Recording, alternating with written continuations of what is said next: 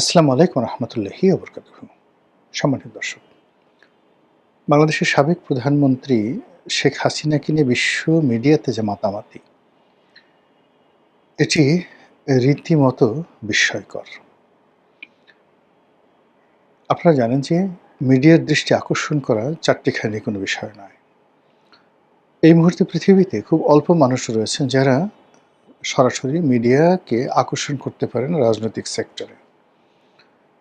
এবং সেক্ষেত্রে আশ্চর্যজনক ব্যাপার হলো গত ২ বছরে যদি আপনি তামাম দুনিয়ার মিডিয়ার দৃষ্টি আকর্ষণ করেছে বা মিডিয়া ঝাঁপিয়ে পড়েছে ইন পারসন, সেক্ষেত্রে আপনি দেখবেন ১ নম্বরে শেখ হাসিনা। এখন ধরুন ডোনাল্ড ট্রাম্পকে নিয়ে প্রতিদিন খবর হয়।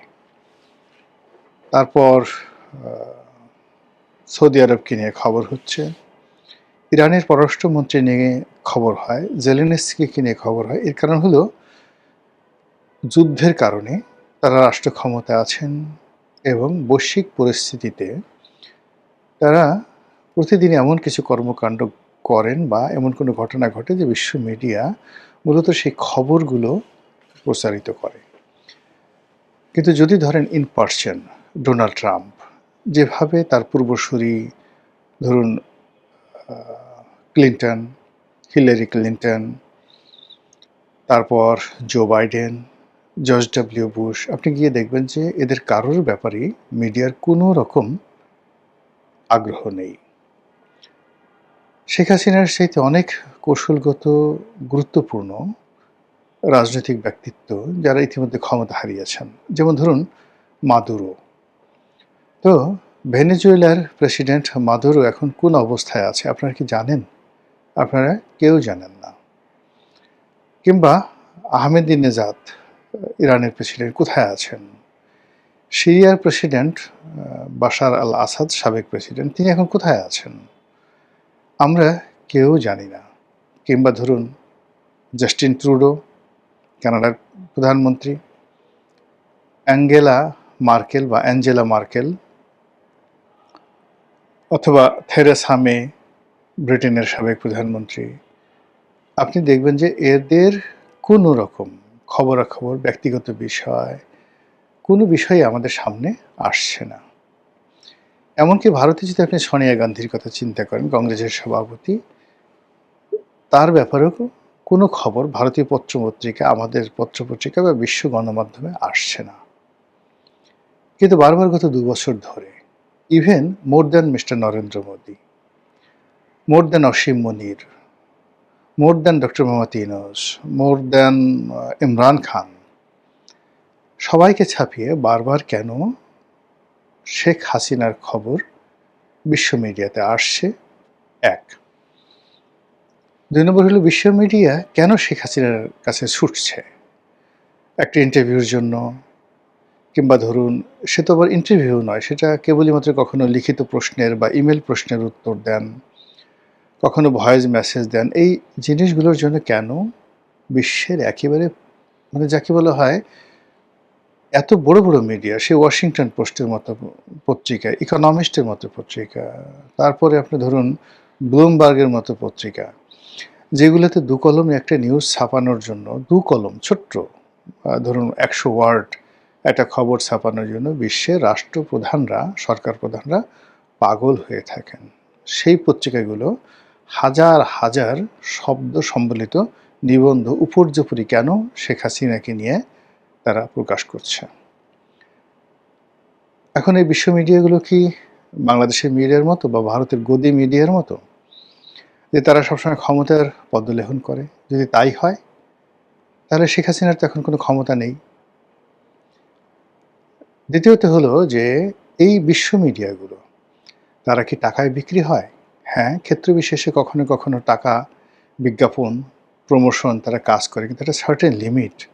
সেগুলো 99% ক্ষেত্রে কমার্শিয়াল অ্যাসপেক্ট, তারপরে ভবিষ্যৎ আ যে রাজনৈতিক জনমত গঠন করার ব্যাপারে কখনো, কখনো কোনো পত্রিকা পয়সা খেয়ে ইনটেনশনালি একটা দেশের পট পরিবর্তনের জন্য মার্কিন ডিপ স্টেটের এজেন্ট হয়ে বা অন্য কোনোভাবে তারা এই ধরনের জনমত তৈরি করে।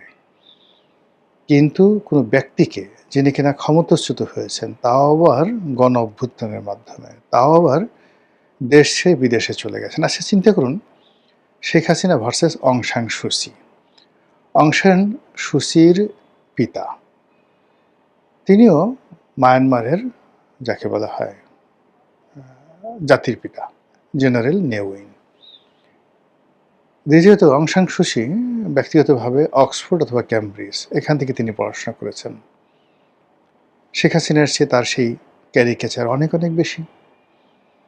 যদি আপনি তার ইন্টারন্যাশনাল গ্লোবাল কানেকশন ধরেন, তিনি ইউরোপে বহু বছর থেকেছেন, অসাধারণ ইংরেজি বলেন। এই মুহূর্তে মানে ইংরেজি বলার ক্ষেত্রে, সাবলীলভাবে ইংরেজি বলার ক্ষেত্রে বিশ্বের যত রাষ্ট্রপ্রধান আছে, ইনক্লুডিং বর্তমান ব্রিটিশ প্রধানমন্ত্রী ডোনাল্ড ট্রাম্প, বারাক ওবামা, যারা যারা আছেন, এরকম 100 জন যদি আপনি রাষ্ট্রপ্রধানদেরকে আনেন, সরকার প্রধানদেরকে আনেন, বর্তমান এবং সাবেক, তার মধ্যে অং সান সুচির ইংরেজি উচ্চারণ, বাচনভঙ্গি, রিদম, যেটাকে বাক্যের মধ্যে সেডাকশন তৈরি করা, মানে একটা আকর্ষণীয় মোহময়তা তৈরি করার ক্ষেত্রে সেই অং সান সুচির তুলনাহীন। তিনি নোবেল পুরস্কার পেয়েছেন অতিরিক্ত এবং মায়ানমারের প্রেসিডেন্ট ছিলেন। এখন সেই সুচি কোথায়? তাকে নিয়ে কেন গণমাধ্যম আলোচনা করছে না? সুচির পেছনে তো এখনো পর্যন্ত মার্কিন ডিপ স্টেট আছে। তাকে জেলখানা থেকে বের করা, তাকে ক্ষমতায় বসানো এবং তার জন্য প্রয়োজনে সৈন্য সমাবেশ করা, বাংলাদেশের ভিতর দিয়ে নিরাপদ করিডোর তৈরি করে সেখানে মায়ানমার সরকারকে হটিয়ে দেওয়ার সমস্ত প্ল্যান আমেরিকার আছে। কিন্তু সুচিকে নিয়ে কেন ওয়াশিংটন পোস্ট কোনো নিউজ করছে না? কেন দ্য টেলিগ্রাফ নিউজ করছে না? সানডে টাইমস নিউজ করছে না? দ্য হিন্দু নিউজ করছে না? ডন নিউজ করছে না? তারপরে সাইটুং নিউজ করছে না? কেন? বা টোকিও টাইমস নিউজ করছে না? নিউ ইয়র্ক পোস্ট কেন নিউজ করছে না? ইন্টারন্যাশনাল টাইম ম্যাগাজিন কেন নিউজ করছে না? কেন শেখ হাসিনাকে নিয়ে বারবার নিউজ করছে? এর কারণটা কি? দ্বিতীয়ত হলো যে এই আগামীর যে রাজনীতি, আমরা বাংলাদেশে যারা শেখ হাসিনাকে একেবারে অপাংক্তি মনে করছি, স্বরাষ্ট্রমন্ত্রী বলেছেন যে তিনি কে? তিনি কি তাকে কি দেখা গিয়েছে? তিনি কি বেঁচে আছেন? মানে অ্যাজ ইট ইজ তিনি কে? তার শব্দ শুনেছেন কিন্তু তার কোনো বক্তব্য শুনেছেন কিনা?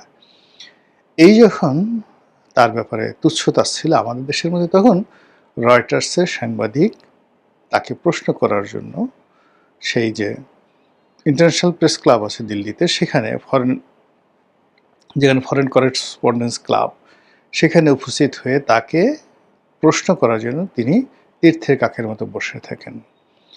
এই যে বিশ্ব গণমাধ্যমের যে তার যে আকর্ষণ, এই আকর্ষণের কারণ সরকারকে খুঁজে বের করতে হবে।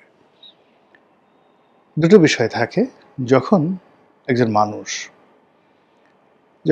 মানুষ কারো দ্বারা প্রমোটেড হন, যেমন ধরুন এখন তারেক রহমান সাহেব সালাউদ্দিন সাহেবকে পছন্দ করেন, তিনি ব্যারিস্টার কায়সার কামালকে পছন্দ করেন, মেজর হাফিজকে পছন্দ করেন। এখন এই পছন্দের বিনিময়ে তাদের প্রতি ধরেন মিডিয়ার একটা আকর্ষণ হতে পারে, ক্ষমতা কেন্দ্রিক কোনো ব্যক্তির কেন্দ্রিক। কিন্তু শেখ হাসিনা এখন কারোর পছন্দের তালিকায় আছেন বলেন? ভারত তাকে শেল্টার দিচ্ছে। আমরা বাংলাদেশ থেকে প্রচার করছি যে তিনি মূলত সেখানে একটা আপদ হিসেবে আছেন, ভারত তাকে পছন্দ করছে না।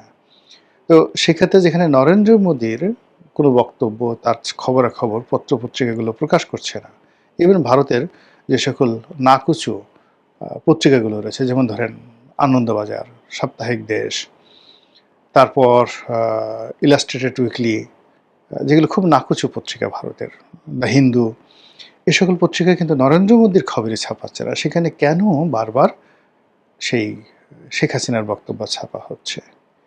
ইট মিনস শেখ হাসিনার মধ্যে হয়তো কোনো অলৌকিক বিষয় তারা দেখতে পেয়েছে, যেগুলো আমরা বুঝতে পারি না, কিন্তু সাংবাদিকরা বুঝতে পারে। এখন সেই অলৌকিক বিষয়টা কি? মানে তিনি কি আল্লাহর ওলি? তিনি কি গাউস কুতুব? Not like that. অলৌকিক বিষয় হলো যখন বহু মানুষের দোয়া থাকে, বহু মানুষের সমর্থন থাকে এবং কোনো ব্যক্তিকে কেন্দ্র করে বহু মানুষের আকর্ষণ থাকে কোনো একটা ব্যক্তি বিশেষ, তখন সারা পৃথিবীর যে প্রচার মাধ্যমগুলো স্বয়ংক্রিয়ভাবে সেখানে রেসপন্ড করে এবং এটাই অলৌকিকত্ব। একজন কালো মানুষ যতদিন পৃথিবীতে জীবিত ছিলেন নেলসন ম্যান্ডেলা, আমরা সারা দুনিয়া তার ব্যাপারে পাগল ছিলাম। মার্টিন লুথার কিং নিহত হয়েছেন, কিন্তু আমরা এখনো পর্যন্ত তার বক্তব্য, তার কথা শুনলে পাগল হয়ে যাই। একজন মোহাম্মদ আলী ক্লে কত আগে ফাইটিং করেছেন, মারা গিয়েছেন, কিন্তু এখনো পর্যন্ত আপনার সামনে যে কোনো চলচ্চিত্রের স্ক্রিপ্ট থাকুক না কেন, কিন্তু মোহাম্মদ আলী ক্লের যখন কোনো ফাইটিং চলে আসে মানুষ কিন্তু সেটাই দেখে। একজন মাইকেল জ্যাকসন, এখনো পর্যন্ত তার কোনো ক্লিপ, এমনকি তার কোনো কপি, তার কোনো লুক এলাইক যদি আসে আমরা সাথে সাথে দেখি। তো সেই ক্ষেত্রে শেখ হাসিনাকে নিয়ে এই যে বিশ্ব গণমাধ্যমের যে আকর্ষণ, আমার দৃষ্টিতে এর মধ্যে কোনো অর্থনৈতিক বিনিয়োগ নেই, এর মধ্যে কোনো রকম যাকে বলে লবিং গ্রুপ নেই, এর মধ্যে কোনো রকম ইনফ্লুয়েন্স নেই। এখানে যে স্বতঃস্ফূর্ততা রয়েছে, সেই স্বতঃস্ফূর্ততার প্রথম কারণ হলো বহু সংখ্যক মানুষের ডিজায়ার, স্বপ্ন, কল্পনা, ভালোবাসা হয়তো শেখ হাসিনার মধ্যে আছে। এই গেল এক। ২ নম্বরে আগামীর যে রাজনীতির সমীকরণ বাংলাদেশে, সেই রাজনীতির সমীকরণে কোনো অবস্থাতেই বিশ্ব media without Awami League, without Sheikh Hasina কোনো বিকল্প তারা দেখতে পাচ্ছে না। ৩ নম্বরে যেটা, সেটা হলো এখানকার যে ভৌগোলিক অবস্থান, এবং এই ভৌগোলিক অবস্থার কারণে পৃথিবী উত্তাল হয়ে যেতে পারে। দক্ষিণ